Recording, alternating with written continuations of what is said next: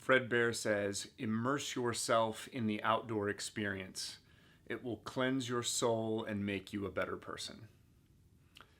I don't think I'm a better person, and my soul's definitely not clean. But here is Colorado Elk Hunt 2019. That rhymed. People are always like, hey, why don't you guys just fly out west when you go? And I'm like, this is the reason why. We must bring our entire house with us when we travel. How long are we going? 1 month? 2 months? Nay. 1 week. 10 days. All right. What time did we want to leave?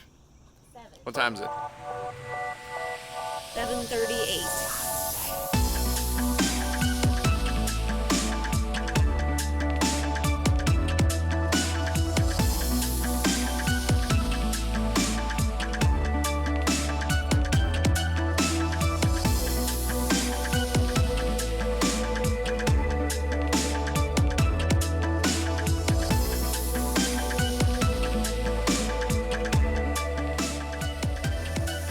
Brandon, what happened? Well, I mean, we knew that we were in bug country a little bit, and we only stuck the camera through the sunroof for 10 minutes.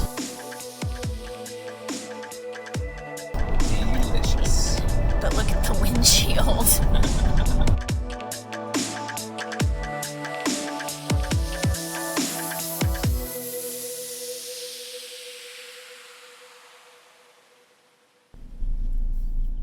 What just happened?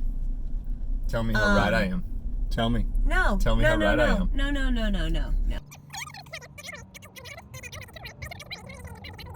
Anyways, it all ended well. It did. We got our water. I'm really glad. If this makes it into the video, that means probably I didn't end up killing something. Probably true.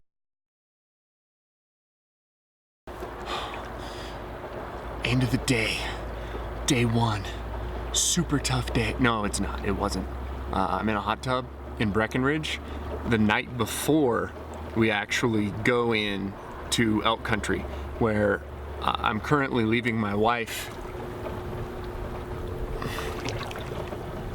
to go sleep in tents with a bunch of dudes. Just for reference, those are moose.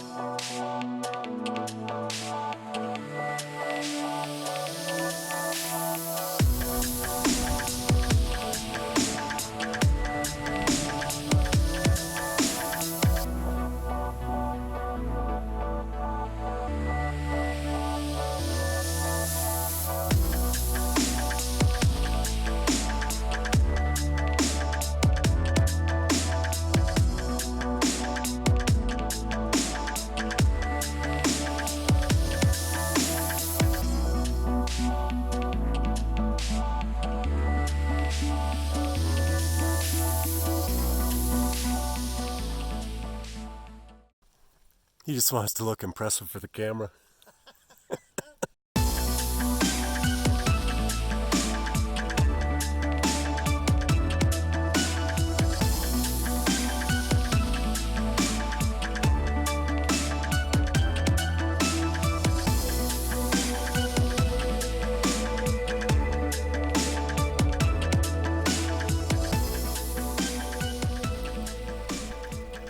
What a difference a little bit of beautiful running water makes. So we just hiked in. Day 1 basically was hiking into our campsite, and we're camping near this natural spring that's coming out of the ground. So we're just filling up some bigger jugs, and we're camped about 200 yards from here. The water is cold. It is so much nicer to actually have cold, clean water. If you don't understand why I'm so excited about cold, clean water, Go look at the Utah video that I posted from a couple of weeks back. You will also appreciate cold, clean water afterwards.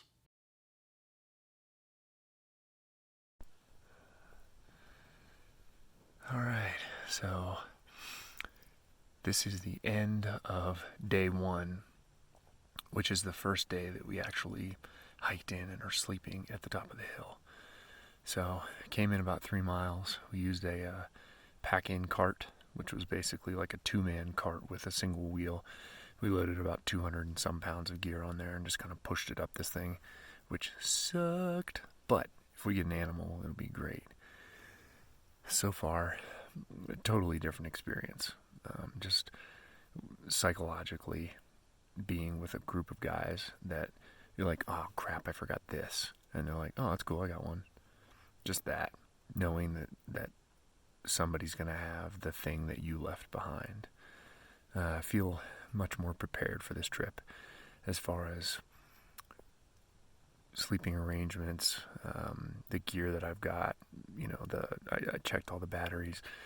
I got rid of a lot of the camera stuff, left that down at the cabin. Overall, I'm optimistic that this is going to go really well. We didn't see any animals yet, but tomorrow in the morning sounds like it should be the perfect time for them to be out. So the moon is kind of changing phases, and yeah, so I'm pretty optimistic. Hopefully tomorrow, day 2, we'll be eating elk meat.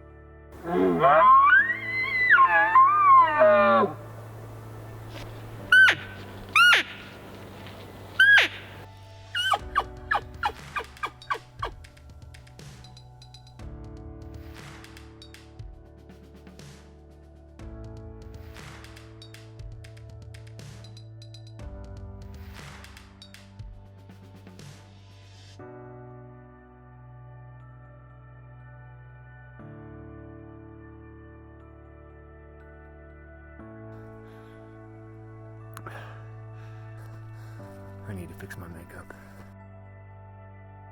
I made it to a wallow, but there's no telling how old it is. Derek's gonna go for a drink. Delicious. Did you pee on yourself first?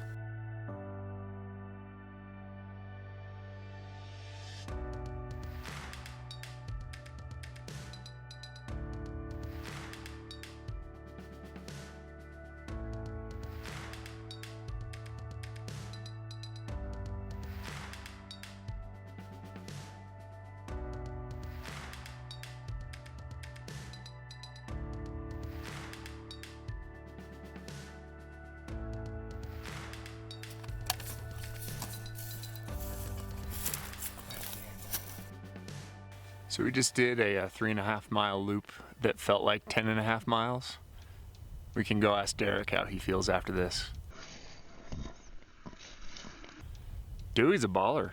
He just rocks it, man. He just starts going. He just doesn't stop. We didn't see any elk.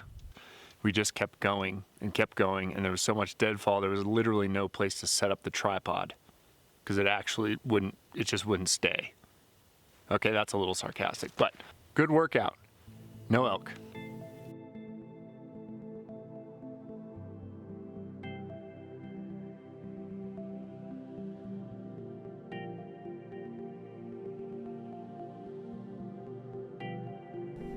We got up at 3:45 this morning. This is what 3:45 looks like. Mike looks wonderful. Derek looks like shit like normal. I look very tired because Dewey did this all night long.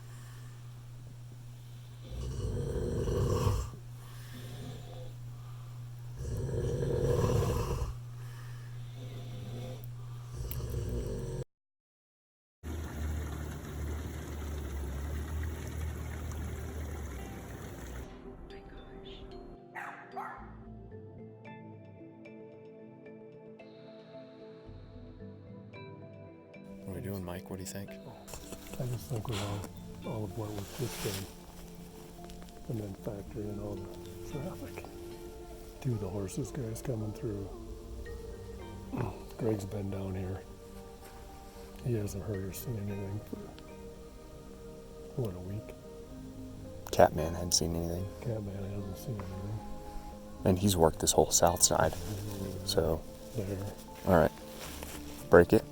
I don't want to be on video saying you're a pussy. Oh wait, you're a pussy. You want to break camp? Is that what you're saying? Alright, here's my vote. I'm gonna clean up.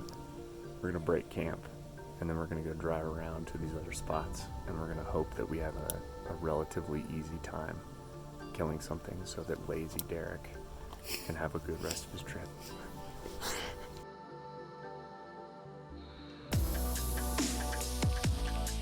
Rickshaw to Everest.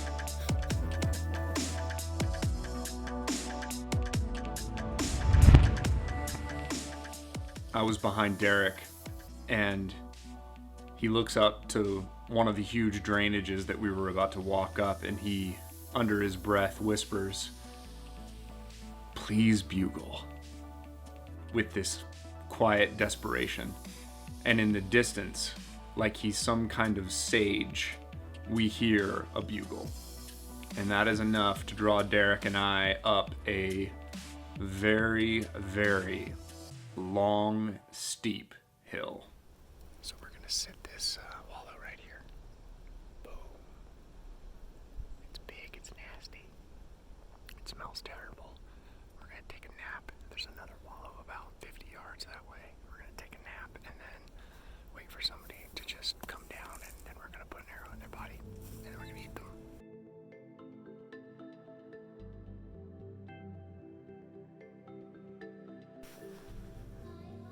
So yesterday we drove in to, we'll call it land.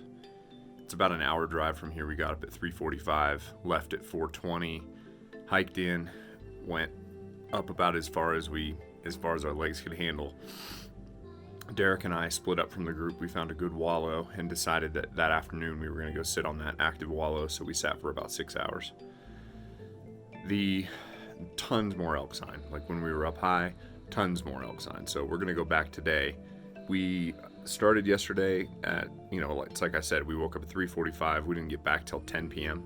So we hiked out after dark, and everybody was just like, I'm not getting up at 3 and doing that again tomorrow. So we all are kind of sleeping in, going to go in casually and see if we can get over top of the elk where they're bedded down and then come down slowly into them, because we think we have a pretty good idea of where they're staying at this point. So this is the last day of hunting. This is the last day. So I really wish we would have found this on the first day, because we could have formulated a better plan. And it's interesting. It's like you need 10 days to do this the right way. A week, 5 days, 6 days just seems so short. So that's something to kind of keep in mind, I guess. Just the scouting aspect. Making sure that you actually find the elk, like getting into the actual animals, and then formulating a plan of how to hunt them in that area, finding out their movement patterns and where they're moving up and down. And that's why people pay guides, is to cut out some of this time. Because here we are, last day, and I would say if we get something at this point, we've got an educated guess of where they're going to be. I mean, Derek and I got into a lot of sign yesterday, and we spooked one cow. But, we need some volume of animals to make this happen, so we'll see. I'm still optimistic. I'm still, I still feel okay.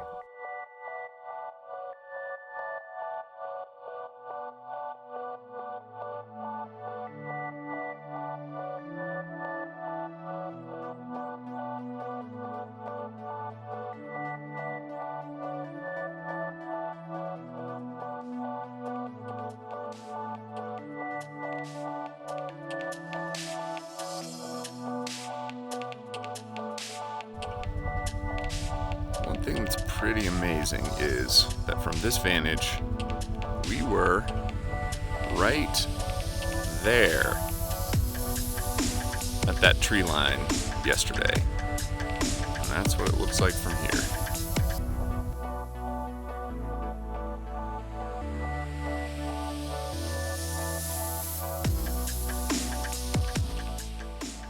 We started the video with a Fred Bear quote, and I'll end it with another one because he was a very perceptive person. A hunt based solely on trophies taken falls far short of what the ultimate goal should be. So even though we didn't make contact in 2019 with an elk, I learned a tremendous amount. I met some amazing people. Next year, I'll be ready.